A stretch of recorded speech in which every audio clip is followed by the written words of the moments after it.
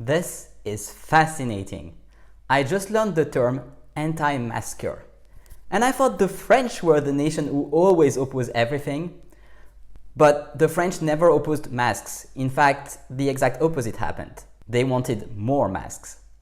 The controversies around masks teach us a lot about cultural differences between France and the US. As you know, understanding cultural differences makes us better humans, and right now we have a unique opportunity to understand subtle cultural differences. The entire world is faced with the COVID-19 pandemic, and each culture has to make choices which reveal what's truly important to them. So let's talk about it. My name is Angèle Préto, I am the French coach, and on this channel we talk about learning French, understanding cultural differences, and living a fuller life as a citizen of the world. We tend to judge other cultures.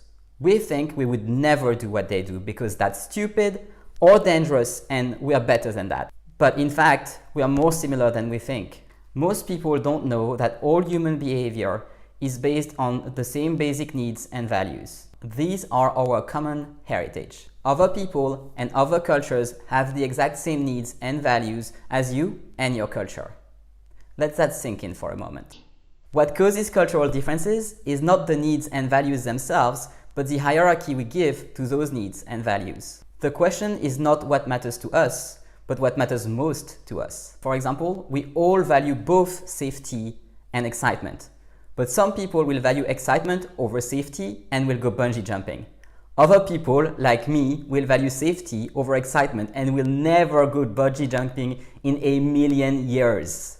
The same is true at a cultural level. Different cultures will give a different hierarchies to their values.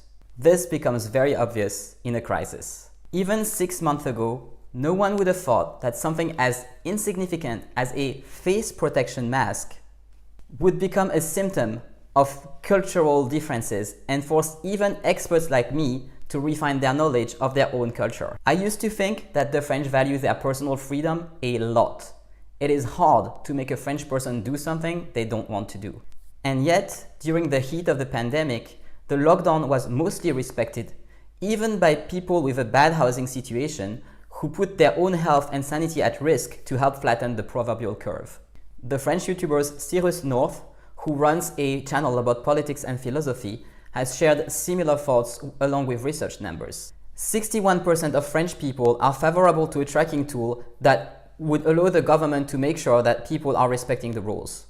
And 48% of French people think that individual freedom is not compatible with public health and they would give priority to public health. It is not so in the US, where despite COVID-19 cases being more numerous than in France in proportion of the population, there still hasn't been a national lockdown. And a part of the population even refuses to wear masks. What's even more striking for me, this question of whether to wear a mask or not is answered along party lines. American bipartisan is very puzzling for the French. In France, it is common to have 12 candidates or even more for a presidential election, with up to 4 having a reasonable chance of winning.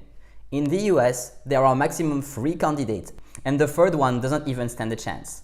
I would have thought that this was a sign of valuing individuality and personal choices more on behalf of the French. But as this crisis has shown, the French are willing to put their individuality aside for what they perceive to be the common good. In fact, the common good is what allowed us to show our French colors again when there weren't enough masks for everybody. Over the years, the French government had gradually reduced the stocks of masks in France because they were useless, and if we suddenly needed some, we could just order more from China, right? They just couldn't foresee what happened and they had to do their best with the circumstances. And the French love to criticize the government. Somehow, we always think they should do better. So when we couldn't find enough masks for everybody, there was a rumor that the government was hiding masks from the general public in order to save them for groups who they thought needed them more. This doesn't sit well with the French value of universalism. We strongly feel that everybody should be treated the same way, and we become very suspicious as soon as it seems that the government is playing favorites. Masks are uncomfortable and uncool, but they save lives. Therefore, we all want to have some and proudly wear them. This is similar to the situation with guns. No matter how much we value personal freedom and individuality, we would never consider that a personal right to own a gun. Guns are just too dangerous, and it's normal that we aren't allowed to have any. Meanwhile, in the US, as you know, guns are a heated debate, with some communities strongly opposing them and other communities fighting to keep them. Speaking of communities, this is another major difference. The concept of a community has a bad rep. Le communautarisme is a dirty concept. No one wants to be accused of communautarisme, which means valuing and addressing their community and excluding other people. Not only do we give a different hierarchy to different values, we also give a different importance to different group sizes. What's more important? The individual, the community, or the nation? In the US, what the French refer to as communautarisme is the preferred way to go. People tend to put their community first, not the individual and not the nation. This hasn't changed in the crisis. If a particular community decides that wearing a mask is against their conviction, they refuse to wear them, even if it worsens the situation for everyone and even for oneself as an individual. In France, however, the crisis has shown that the French, who love their personal freedom, are willing to give it up to protect the nation, thus showing that for us, our nation is more important not only than our community, but than ourselves too. Of course, there is a level that we can value above the nation.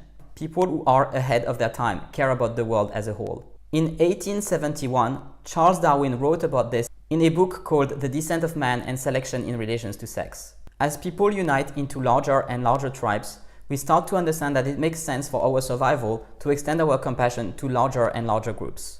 The circle of compassion extends from our family to our community, and then it extends to everyone in our nation, even if we don't know them personally.